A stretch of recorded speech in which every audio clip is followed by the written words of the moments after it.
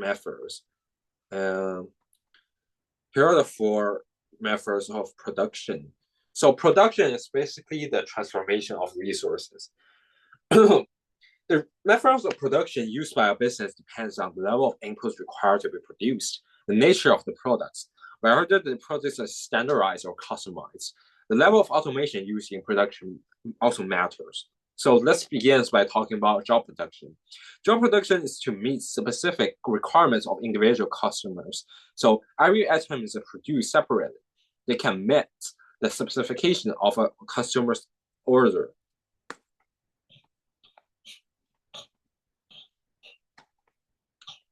So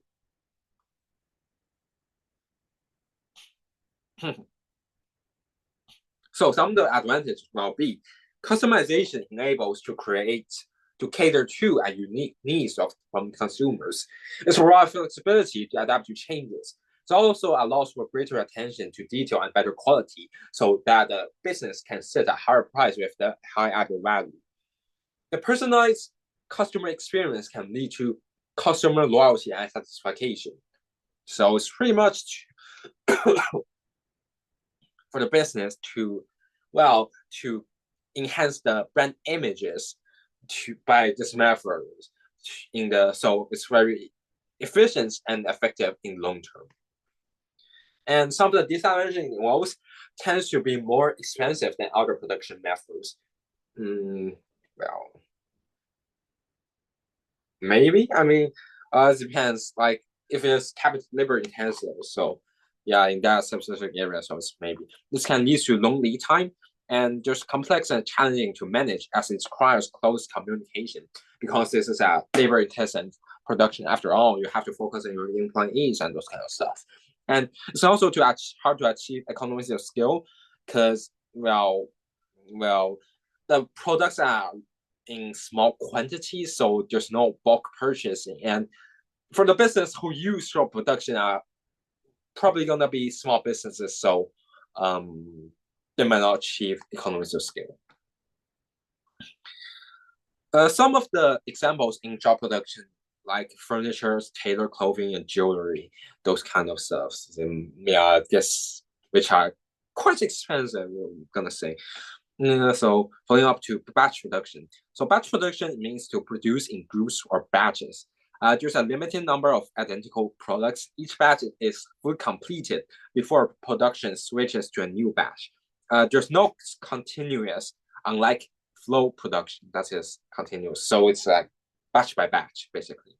Some of the advantage involves economic skills. Yeah, you have to get the machinery and bulk purchasement, and there's specialization which lead to increased productivity. There's also higher sales from wider product portfolio, give customers greater choices. It can be tailored at a relatively high cost. And for the wider product portfolio, it basically means like has a variety of different products for the consumers to choose from. Whether it's like red boots, like purple boots, so it's like different in colors, different in sizes. Basically, anything depends on the business. Well, yeah. So examples include bakeries, footwear, electrical appliances. Some of the disadvantages in this process, like inefficiency of changing batches to another batch once the production has begun.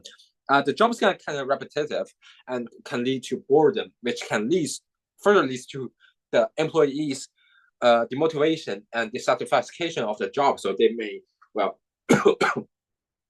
leave the job, or this can lead to their decreased productivity. And it is capital intensive, so the high production cost from machinery, and that's basically it. For mass production, this involves in like manufacturing a large amounts of standardized products, involves in the assembly of individual components and capital intensive. Some of the examples will be mobile phones, Lego, toothpicks, and there's also flow production, especially the same with mass production. It's just like with the continuous production process and relies entirely on automated systems with very few workers required. It's running 24 hours a day, so one task complete, the next stage come immediately. Some of the advantages will be large scales of output, and economies of scale through capital-intensive production, standardized quality, specialization of quality as labor will lead to low defect rates and low labor costs because it's a capital-intensive production method. After all, it's not labor-intensive production method because you spend a larger portion of income in investments of capital rather than labor.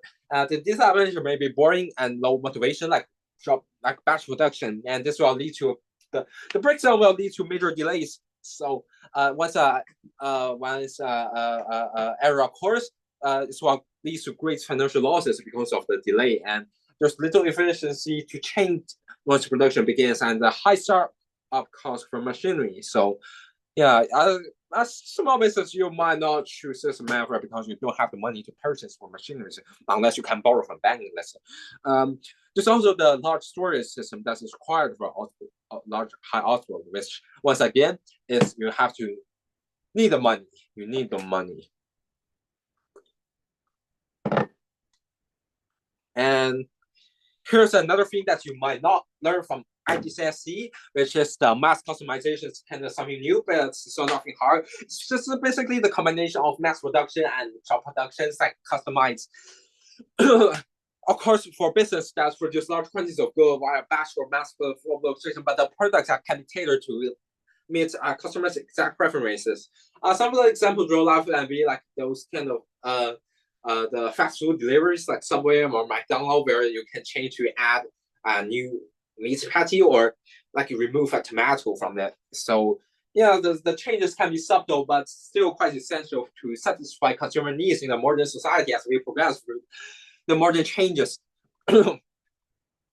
And here are the labor-intensive production and capital labor-intensive production, which I believe you all should know by now with your IGCSE knowledge. If you are below this grade, it's just basically you spend a higher portion of income rather than in labor or capital. Nothing hard, nothing rocket science. So yeah.